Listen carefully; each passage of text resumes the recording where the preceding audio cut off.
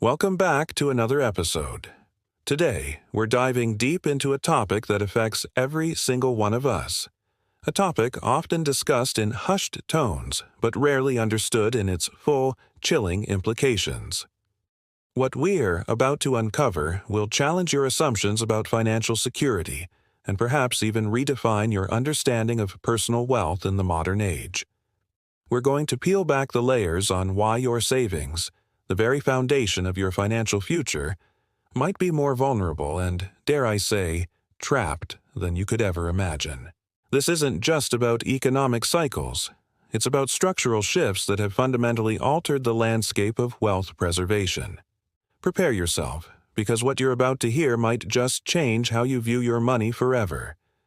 The financial architecture that underpins our world in 2026 couldn't be more diametrically opposed to the one that existed in 1929. When we talk about the Great Depression, images often conjure up scenes of bank runs, breadlines, and widespread destitution.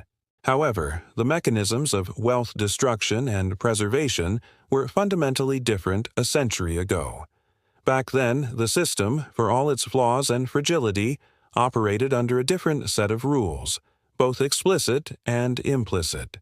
Today, we are living within an intricate, heavily regulated, and often opaque financial matrix where the rules have been rewritten, not necessarily for your benefit, but for the stability of the system itself, often at your expense.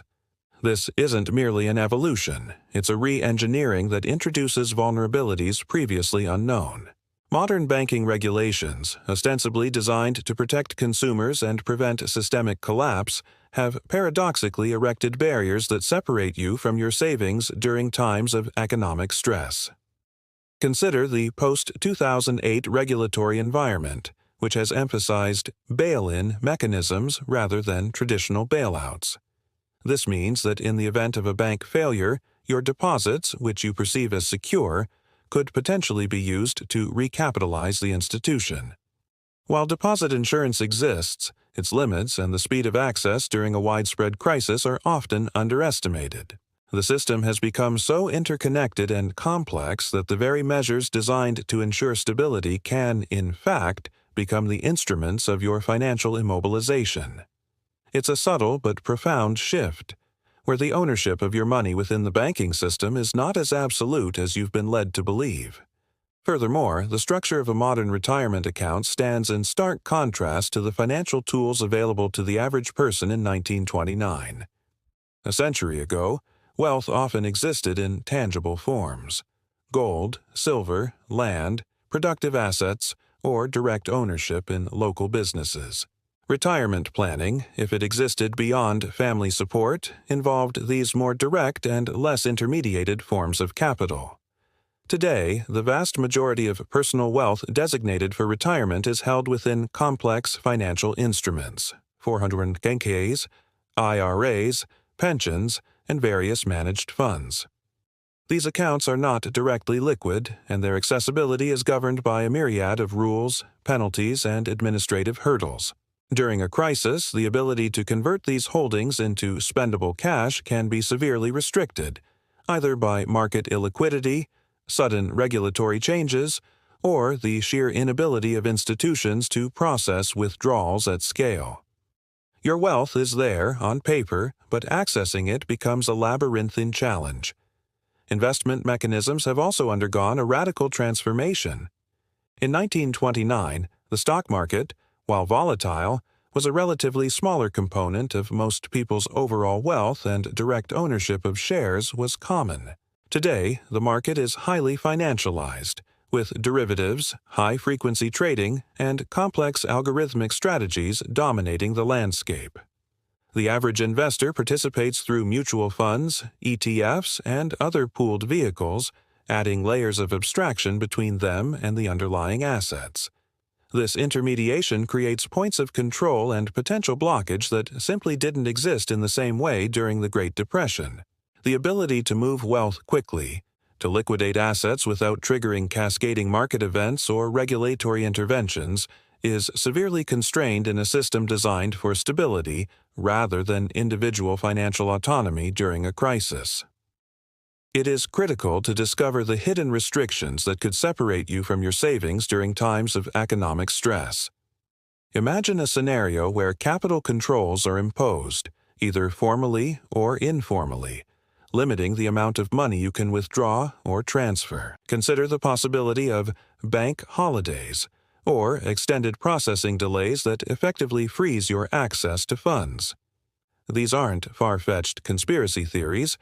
They are mechanisms that have been observed in various forms throughout history and have become more feasible with the centralized digital nature of modern finance.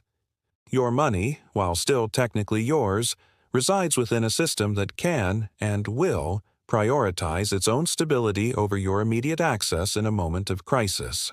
The digital ledger can be altered, access permissions can be revoked, and the speed of electronic transactions can be unilaterally slowed.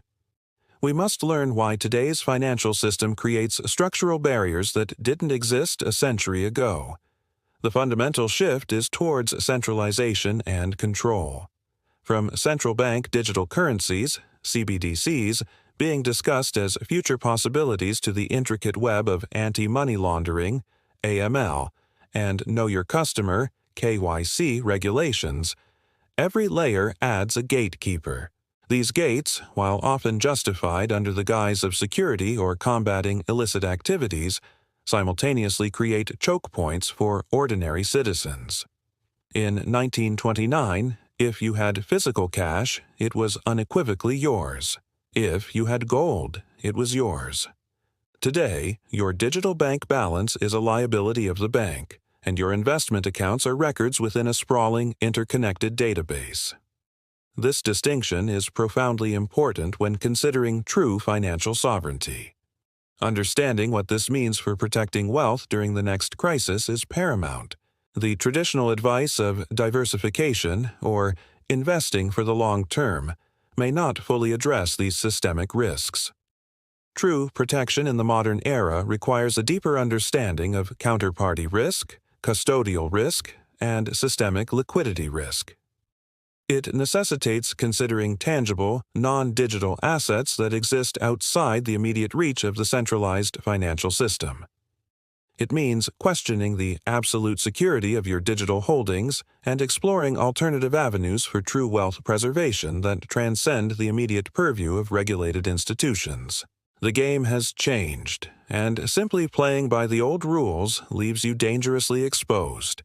This brings us to the pattern most people miss until it's too late. The pattern is one of gradual erosion of financial autonomy, dressed up as convenience, security, and progress. Each new regulation, each technological advancement, each shift towards greater digital integration incrementally removes a layer of direct control you once had over your own assets. It's not a sudden, dramatic confiscation, but a slow, almost imperceptible tightening of the financial net. People remain complacent because the system appears to be working, and their daily transactions proceed without issue. But the underlying architecture has been redesigned to allow for extraordinary measures in extraordinary times, measures that prioritize systemic survival over individual wealth access. By the time these restrictions become apparent, the window of opportunity to act will have likely slammed shut. The time to understand and prepare for these structural realities is not during the crisis, but now, while the system is calm and choices can still be made freely. So, as we close this chapter, let us reflect on the profound implications of what we've discussed. The financial world of 2026 is a meticulously constructed edifice, far removed from the simpler, albeit more volatile, landscape of 1929. Your savings, your retirement, your investments, they are not merely held in a bank or brokerage. They exist within a complex web of regulations, digital controls, and systemic priorities that can, and likely will, supersede your individual access during times of acute economic stress. The hidden restrictions are real. The structural barriers are formidable, and the pattern of gradual encroachment on financial autonomy is undeniable. The critical question isn't if the next crisis will come, but how prepared you are for a financial system designed to protect itself, potentially at your expense. Arm yourself with knowledge, question the conventional wisdom, and begin to explore strategies that truly safeguard your wealth beyond the reach of these systemic vulnerabilities. Until next time, stay vigilant, stay informed, and always protect your financial sovereignty. If you like this video, remember to subscribe to our channel for more financial mysteries content.